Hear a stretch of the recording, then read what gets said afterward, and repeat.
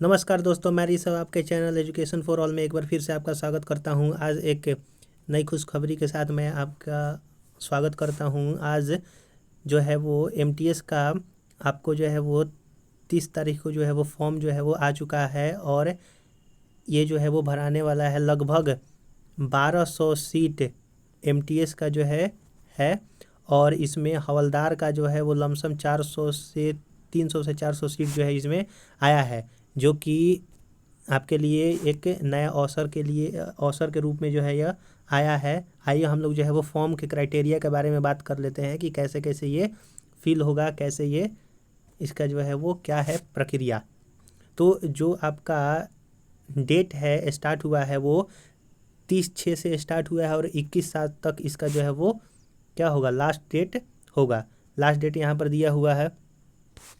फिर उसके बाद जो last date and timing for making online fee है वो 22 तारीख तक है, यानी कि 22 तारीख तक आप क्या कर सकते हैं, ऑनलाइन फ़ी जमा कर सकते हैं। और ऑफलाइन अगर आप फ़ी जमा करेंगे तो वो 23 तारीख तक जमा हो सकता है।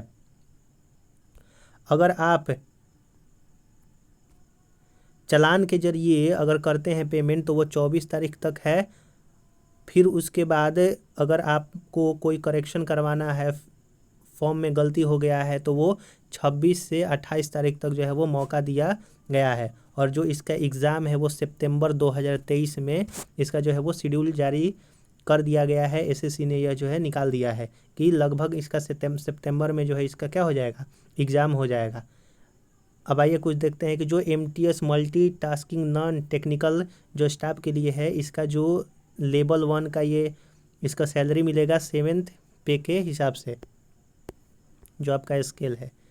तो यहाँ पर जो टेंटेटिव जो वैकेंसी दिया हुआ है वो एमटीएस का 1198 दिया हुआ है और हवलदार का जो है वो 360 जो है वो वैकेंसी दिया हुआ है। इसमें जो है वैकेंसी बढ़ या घट भी सकती है। इसमें जो है वो रिजर्वेशन में दिया हुआ है कि एससी हुआ, एसटी, ओबीसी, ईडब्ल्यूएस या फिर एक्स सर्विसमैन है, इन सब के जो है वो रिजर्वेशन के बारे में बात जो है वो किया गया है। आइए आगे हम लोग जो है वो देखते हैं कौन कौन इसको भर सकता है। तो जाहिर सी बात है कि वो जो कि इंडिया के हैं या फिर आप नेपाल के हैं, भूटान के हैं, या फिर आप जैसे श्रीलंका से हुआ, ईस्ट अफ्रीका से हुआ, पाकिस्तान से अगर आकर के माइग्रेट करके यहाँ पर रह रहे हैं तो वो लोग जो है इस फॉर्म को फिल कर सकते हैं। जो एज लिमिट है आपका वो 1/8/2023 तक लगभग 18 साल जो है वो हो जाना चाहिए। जनरल के लिए 18 से 25 तक एज है और फिर उसके बाद जो है वो कुछ एज रिलैक्सेशन जो है वो दिया गया है। एससी एसटी को 5 साल का छूट मिला है, ओबीसी को 3 साल का, जो पीडब्ल्यूडी होते हैं अनरिजर्व में वो उनको 10 साल का, ओबीसी के लिए, पीडब्ल्यूडी के लिए वो 13 साल का, फिर उसके बाद एससी एसटी के लिए 15 साल का हो गया। एक्स सर्विसमैन के लिए जो है वो 3 साल का छूट दिया गया है। आगे जो है वो हम देखते हैं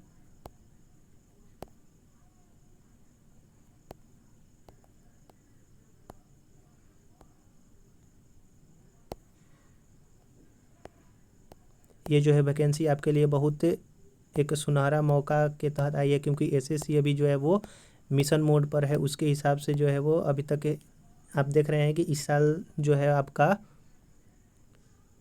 2 जो है वो वैकेंसी लगभग आ चुका है।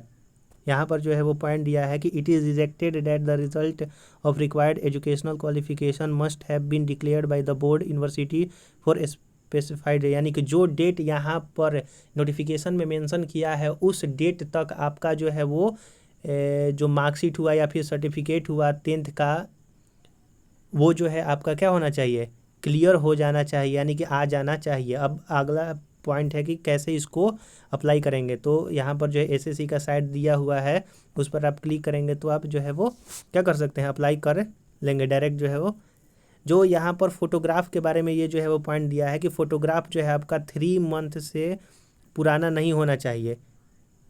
जो फोटोग्राफ होना चाहिए 3 मंथ से पुराना नहीं होना चाहिए। और फोटोग्राफ जो हम लोग फ़ोटो खिंचवाएंगे वो बिना कैप के होना चाहिए, बिना चश्मा के होना चाहिए, और जो आपका सर है वो फ्रंट में जो है अच्छी तरह से दिखाई देना चाहिए। यहाँ पर एसएससी ने एक और जो है वो जारी किया है, जो कि हर फॉर्म में लगभग वो जारी करते हैं कि आप लास्ट डेट तक का इंतज़ार ना करें, क्योंकि एसएससी का साइट जो है वो बहुत ज़्यादा स्लो चलने लगता है। तो इसीलिए ये लोग जो है बतला देते हैं कि लास्ट डेट तक आप जो है क्या ना करें। और अप्लीकेशन सबमिट करने से पहले आप जो है उसका एक बार प्रीव्यू जो है वो ज़रूर देख लें कि आपने जो है वो जो फॉर्म भरा है वो सही से भरा है कि नहीं भरा है। जो इसका एप्लीकेशन फ़ी लगेगा वो 100 रुपया जो है वो लगता है जनरल और ओबीसी के लिए, और आपका एससी एसटी और जितने भी कैटेगरी के फीमेल हैं उनके लिए ये जो है वो फ्री रहता है। यहाँ पर बोल रहा है कि अगर आपका गलती हो गया है तो करेक्शन डेट दिया हुआ है 26/7 से लेकर के आपका 28/7 तक जो है वो करेक्शन डेट है। अगर आपका पहला बार अगर करेक्शन करते हैं तो वहाँ पर 200 चार्ज लगेगा। अगर आप दूसरा बार करेक्शन करते हैं तो वो आपका 500 रुपये चार्ज लगेगा। मान लीजिए एक बार करेक्शन मैंने किया और उसमें कुछ फिर से छूट गया, तो फिर उसके बाद मैं अगर दोबारा करूँगा तो वहीं जो है 200 के बदले में अब 500 लगेगा। ये जो है वो सेंटर के बारे में दिया है कि सेंट्रल रीजन में कहाँ कहाँ सेंटर है, ये सारा चीज़ जो है इस बतलाया है।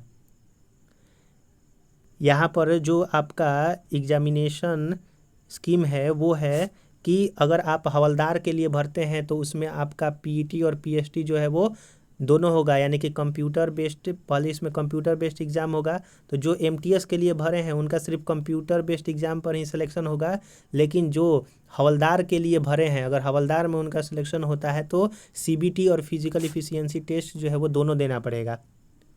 जो कंप्यूटर बेस्ड एग्ज़ाम है हिंदी और इंग्लिश में तो है ही, उसके अलावा और 13 जो है वो रीजनल लैंग्वेज में है, जैसे आसामी, बंगाली, गुजराती, कन्नड़, इन सारे में जो है उर्दू में है। अब मेन आता है कि जो कंप्यूटर बेस्ड एग्ज़ाम है उसमें क्या पूछेगा। तो इसमें आपका दो जो है वो सेक्शन रहते हैं। पहला सेक्शन में जो होता है वो 45 मिनट का होता है, और जो हैंडीकैप वगैरह है उनके लिए 60 मिनट का जो है वो समय मिलता है। उसमें आपका मैथ जो है 20 रहेगा और रीजनिंग जो है वो 20 रहेगा, 60 मार्क्स का रहेगा। और इसमें जो है आपका कोई भी जो है वो निगेटिव मार्किंग पहला सेशन में नहीं रहता है। लेकिन दूसरा सेशन में जो है आपका इंग्लिश और जीके जीके, उसमें जो है आप 25-25 क्वेश्चन जो है दोनों में रहेगा, 45 मिनट का समय मिलेगा। और इसमें भी जो हैंडीकैप वगैरह है उनको 60 मिनट का समय मिलेगा। इनमें जो है वो 50 क्वेश्चन 150 का होता है, एक क्वेश्चन जो है वो 3 मार्क्स का रहता है। इसमें जो है वो 1/3 का क्या होता है, निगेटिव मार्किंग होता है। तो पहला सेशन सिर्फ जो है वो आपको क्या करना है, बस पासिंग मार्क्स होता है, और दूसरा सेशन जो है वो उस पर मेरिट बनता है। ये हो गया मेन पॉइंट। और यहाँ पर जो है हवलदार के बारे में दिखाया है कि जो फिजिकल इफिशियंसी टेस्ट होगा वो मेल के लिए सिर्फ क्या करना है, वॉक करना है, टहलना है 15 मिनट में 1600 मीटर, और फीमेल के लिए 20 मिनट में 1 किलोमीटर जो है आपको टहल करके जाना है।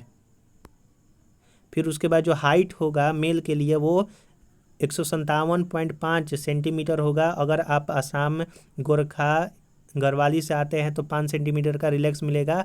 और 81 सेंटीमीटर जनरल, मतलब कि ऐसे अगर आप आते हैं तो 81 सेंटीमीटर चेस्ट रहेगा, और 5 सेंटीमीटर जो है आपको फुलाना रहेगा।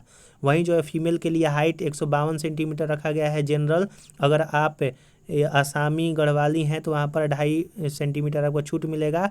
और 48 केजी जो है वो आपका रहना चाहिए ऐसे वेट, और कुछ जो है वो रिलैक्सेशन जो है वो मिलता है। तो ये जो है वो मेनली हुआ आपका नोटिफिकेशन के बारे में। और जो यहाँ पर आप जो है आईडी प्रूफ देंगे, Aadhaar card, voter ID, driving licence, passport जो है वो कुछ भी दे सकते हैं। यहाँ पर जो अब आगे है कि कितना परसेंट जो है वो पासिंग होगा, तो आपको जो है वो 30% जो है वो यूआर को लाना है, ओबीसी ईडब्ल्यूएस के लिए 25%, और ऑल अदर कैटेगरी के लिए यानी कि एससी एसटी के लिए हुआ वो 20% जो है वो लाना है, यानी कि मार्क्स पास होने के लिए। नहीं तो आप क्या हो जाएंगे, फेल जो है वो हो जाएंगे।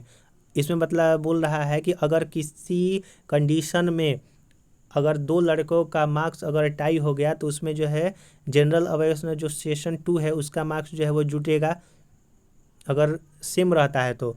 या फिर टोटल मार्क्स सेशन 1 में होगा, वो हो सकता है डेट ऑफ बर्थ के हिसाब से, या फिर अल्फ़ाबेट के हिसाब से जो है वो रहता है। इसमें जो अब अगला पॉइंट है कि कैसे अब हम लोग जो है अप्लाई करेंगे। तो अप्लाई आप लोग जो है वो देख लीजिए। जो फ़ोटो है, मेन फ़ोटो और सिग्नेचर है, तो फ़ोटो और सिग्नेचर जो है वो क्या होना चाहिए, ब्लर नहीं होना चाहिए। अगर ब्लर रहेगा तो क्या होगा, उसको जो है वो कैंसिल कर देगा। और अगर आपका सिग्नेचर भी अगर ब्लर रहेगा तो वो क्या हो जाएगा, कैंसिल हो जाएगा। तो आपका फ़ोटो होना चाहिए वो 50 KB से बड़ा नहीं होना चाहिए, यानी कि उससे कम जो है होना चाहिए। और जो सिग्नेचर होना चाहिए वो 10 से 20 KB के बीच में होना चाहिए। ये जो है वो मैंने आपको इन्फॉर्मेशन दे दिया। आपको कैसा लगा आप जो है बतलाइएगा। और आप जो है इस चैनल को सब्सक्राइब कर दे नई अपडेट के लिए। और मैं अब जो है आपके अगले वीडियो में मिलता हूँ, तब तक के लिए नमस्कार।